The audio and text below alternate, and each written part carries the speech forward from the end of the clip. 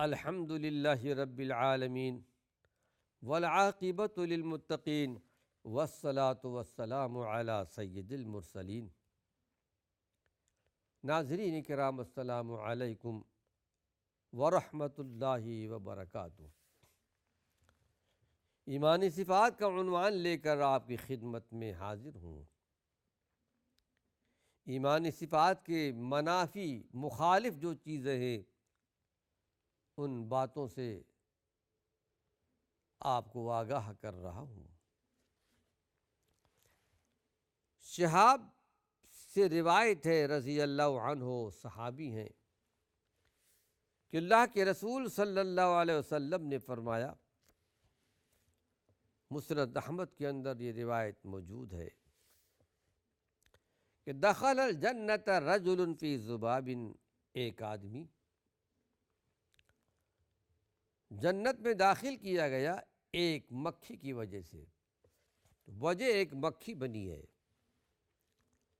وَدَخَلَ النَّارَ رَجُلٌ فِي ذُبَابٍ، اور ایک آدمی صرف مکھی کی وجہ سے جہنم میں گیا۔ قَالُوا وَكَيْفَ ذَلِكَ يَا رسول اللہ۔ ناظرین کرام، ہم سب جانتے ہیں کہ اللہ کے رسول صلی اللہ علیہ وسلم کے بعد صحابہ سب سے بڑے اللہ کے ولی تھے۔ ان سے بڑا اللہ کا ولی کون ہو سکتا ہے؟ پھر ولیوں کی شناخت اور ان کی نشانی، ان کی علامت بھی قرآن نے بیان کر دیا ہے کہ اللہ کے ولیوں پر کوئی خوف، کوئی غم نہیں ہے۔ کون ہے اللہ کے ولی؟ الذین آمنوا وکانوا یتقون۔ تو ایمان لے آئے، ایمانی صفات کے حامل ہیں اور تقوی پرہیزگاری کے بھی حامل ہیں۔ ایمان و یقین میں، تقوی طہارت میں ان کو بہت بڑا درجہ ملا۔ ساری زندگی ان کی گزری ایمان و عمل کی روشنی میں۔ قرآن کہتا ہے کہ یہی لوگ اللہ کے ولی ہیں۔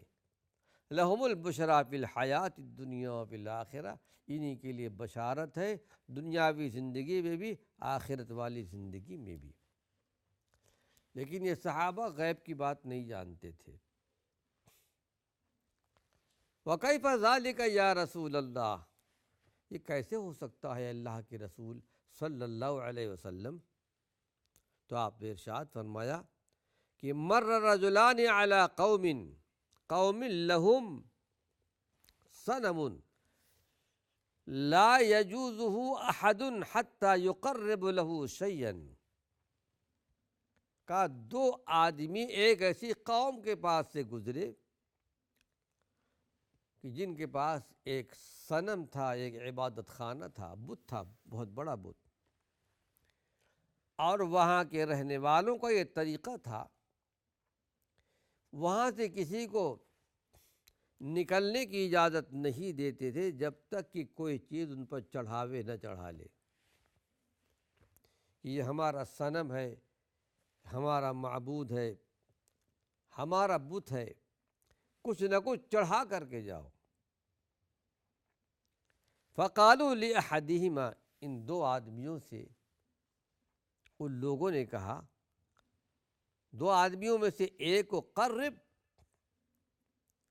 ان کے تقرب کے لیے کوئی چیز چڑھا دو اس بت کے اوپر۔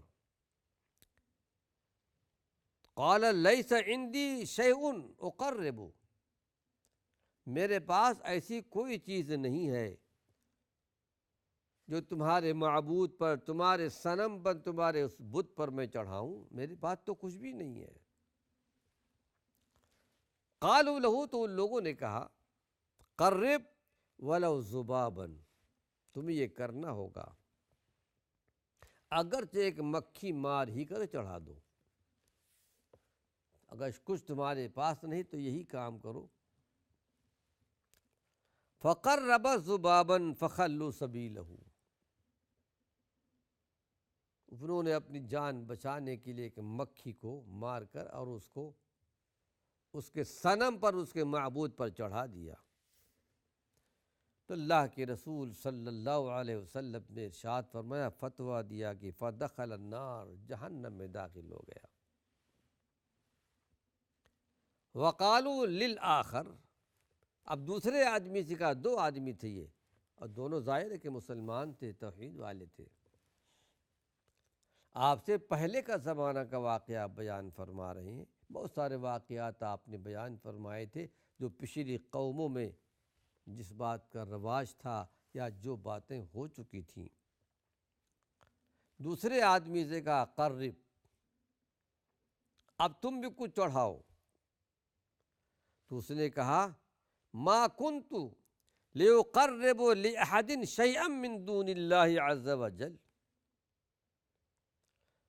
کہا میں تو دنیا کی کوئی چیز بھی ہو، چھوٹی ہو یا بڑی ہو،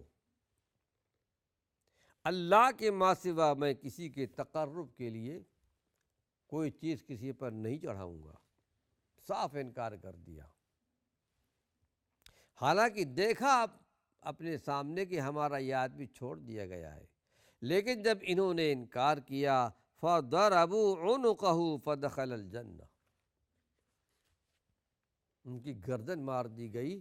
تو اللہ کے رسول صلی اللہ علیہ وسلم نے بیان فرمایا کہ وہ جنت میں داخل ہو گیا، اللہ نے اس کو جنت میں داخل کر دیا۔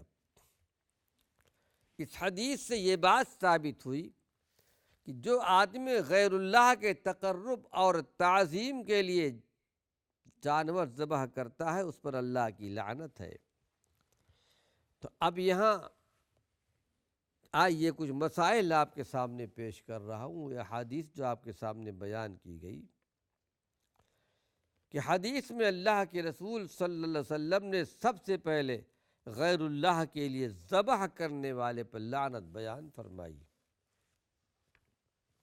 جو آدمی غیر اللہ کے نام پر ذبح کرتا ہے، درگاہوں پر، مزاروں پر،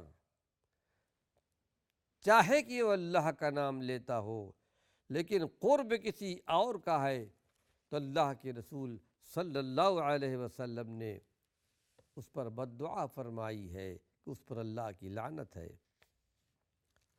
پھر حدیث شریف میں آتا کہ اپنے والدین پر لعنت کرنے والا بھی لعنتی ہے۔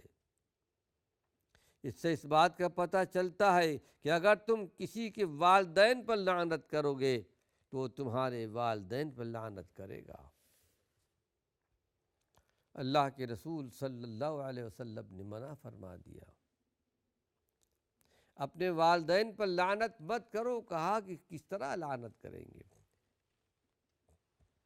تم کسی کے ماں باپ کو برا بھلا کہو گے، کسی کے ماں باپ پر لعنت کرو گے، وہ تمہارے ماں باپ پر لعنت کرے گا۔ اور قرآن حکیم میں اللہ رب العالمین نے ایک بہت زبردست بات بتلائی ہے، سورہ الانعام کے اندر ہے، وَلَا تَسُبُّوا الَّذِينَ يَدْعُونَ مِن دُونِ اللَّهِ، جو اللہ کے سوا کسی چیز کی عبادت کر رہے ہیں، چاہے وہ درخت ہو، چاہے بت ہو، چاہے پتھر ہو، چاہے پانی ہو، چاہے کوئی بھی ہو، اگر تم ان کو برا بھلا کہو گے یوں عام طور پر، فَيَسُبُّ اللَّهَ عَدْوًا بِغَيْرِ عِلْمٍ، تو لا علمی میں وہ اللہ کو گالی دیں گے، اللہ کو برا بھلا کہیں گے۔ تو اس سے ہمیں یہ پتہ چلا کہ ٹھیک ہے، بڑی حکمت کے ساتھ، اچھی نصیحت کے ساتھ ان کے سامنے توحید کی بات بیان کر دی جائے، لیکن برا بھلا کہنا کہ لعنت ہو تمہارے معبودوں پر، لعنت ہو فلاں فلاں فلاں، تو یقیناً نعوذ باللہ وہ اللہ کو برا بھلا کہے گا، اللہ کو گالی دے گا۔ اس لیے بڑی حکمت سے بچ جانا چاہیے۔ پھر حدیث شریف میں آتا ہے کہ جو آدمی کسی بدعتی کو پناہ دے گا، اس کا ساتھ دے گا، وہ بھی ملعون ہے۔ بدعتی سے مراد ایسا آدمی ہے جس پر بدعت کے ارتکاب کی وجہ سے اللہ کی طرف سے سزا واجب ہو، ایسی بدعت کر رہا ہو، سزا کا مستحق ہے، تو اس سے بچنے کے لیے کسی کی پناہ ڈھونڈ رہا ہو، بدعت کا کام کر رہا ہے، اللہ کی پکڑ آ گئی ہے، اب اس کو یہ آدمی پناہ دے رہا ہے۔ پھر جو آدمی حدود زمین کے نشانات و علامات کو آگے پیچھے کر کے بدل ڈالے وہ بھی لعنتی ہے، جیسا کہ اس سے پہلے حدیث بیان کی گئی تھی۔ زمین کے حدود کے نشانات کو نہیں بدلنا چاہیے۔ ہر زمانے میں ہر قوم میں اپنے اپنے ملکوں کی ایک حدود ہوا کرتے تھے۔ اللہ کے رسول صلی اللہ علیہ وسلم کے زمانے میں بھی کہ یمن ہے، یہ شام ہے، یہ فلاں مقام ہے، فلاں ملک ہے، فلاں ملک ہے۔ یہ بات اور ہے کہ اس زمانے میں پابندیاں نہیں تھیں، جو جہاں چاہتا چلا جاتا تھا، لیکن حدود ضرور تھے۔ نجاشی بادشاہ حبشہ کا اس کے بھی اپنے حدود تھے، اور اسلام کے ابتدائی دور میں مکی زندگی میں 2 مرتبہ مسلمانوں نے ہجرت کی اللہ کے رسول صلی اللہ علیہ وسلم کے اجازت سے۔ ایک موقع پر عثمان غنی بھی گئے تھے اور دوسرے بھی گئے تھے، 2 مرتبہ حبشہ کی طرف ہجرت کی گئی تھی، اور نجاشی بادشاہ نے مسلمانوں کا ساتھ بھی دیا تھا۔ اور اس کے بعد یہ واضح ہونے پر کہ حقیقت میں یہ وہی نبی برحق ہیں جس کی اطلاع تورات اور انجیل کے اندر ہے، تو وہ اسلام بھی لے آئے، مسلمان بھی ہوئے، مسلمانوں کا ساتھ بھی دیا۔ تو اپنے اپنے حدود ہوا کرتے تھے، ان حدود کے نشانات کو بدل دینے والے پر بھی اللہ کے نبی نے لعنت فرمائی ہے،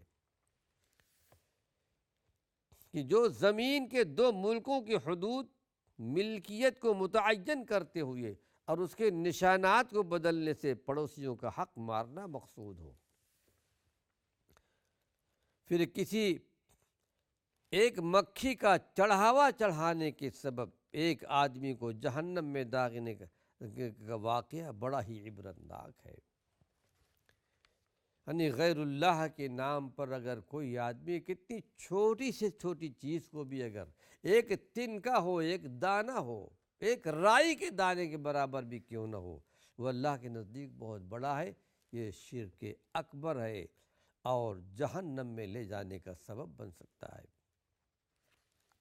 مکھی کا چڑھاوا چڑھانے والا جہنم رسید ہوا، حالانکہ اس کا مقصد شرک کرنا قطعاً نہیں تھا، اپنی جان بچانے کے لیے کیا تھا،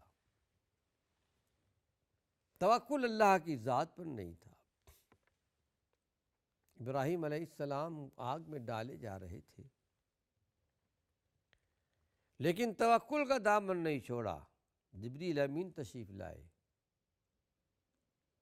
اور پھر یہ کہا کہ آپ کہیے تو ایک ایسا پر مارا یہاں ایک چنگادی کا نام و نشان نہیں۔ تو انہوں نے جواب دیا تھا ابراہیم علیہ السلام نے، حسبنا اللہ و نعم الوکیل، اللہ کی ذات میرے لیے کافی ہے، وہی میرا وکیل ہے، وہی میرا کارساز ہے، وہی مجھے بچانے والا ہے۔ یہ توکل ہے، یہ ایمان ہے، یہ ایمانی صفات ہے۔ پھر دنیا نے دیکھا کہ اللہ رب العالمین نے اس دہکتی ہوئی آگ سے ابراہیم علیہ السلام کو بچایا، یہ ایک مثال ہے۔ پھر یہ کہ اہل ایمان کی نظر میں شرک اس قدر سنگین جرم ہے کہ اس مومن نے قتل ہونا گوارا کر لیا، لیکن اہل صنم کا مطالبہ پورا نہیں کیا، صاف انکار کر دیا۔ شرک کا ارتکاب کر کے جہنم میں جانے والا آدمی حالانکہ مسلمان تھا، اگر وہ کافر ہوتا تو آپ یوں نہ فرماتے کہ ایک مکھی کی وجہ سے جہنم میں گیا، اس لیے کہ پہلے سے وہ جہنمی تھا۔ اس سے یہ پتہ چلا کہ وہ مسلمان تھا۔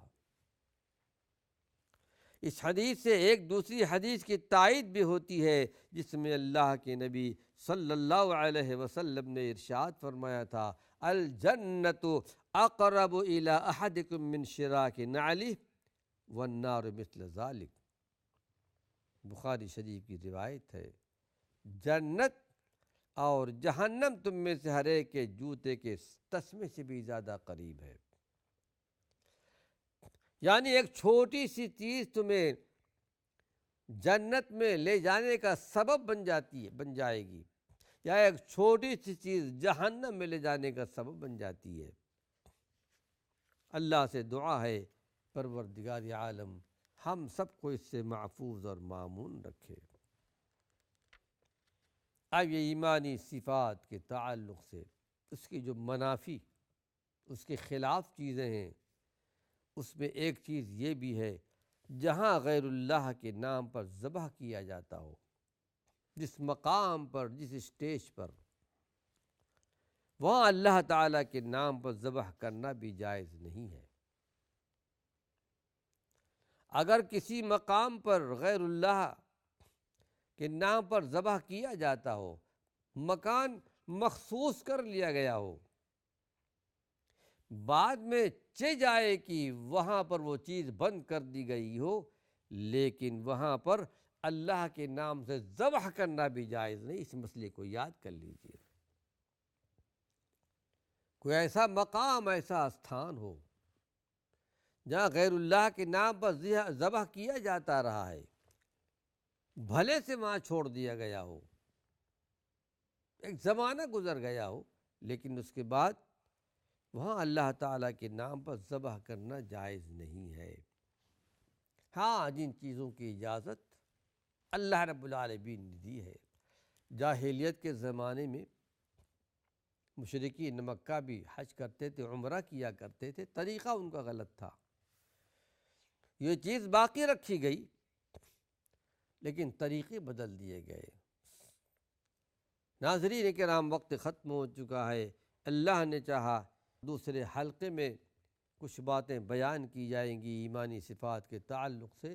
وآخر دعوانا ان الحمد للہ رب العالمین۔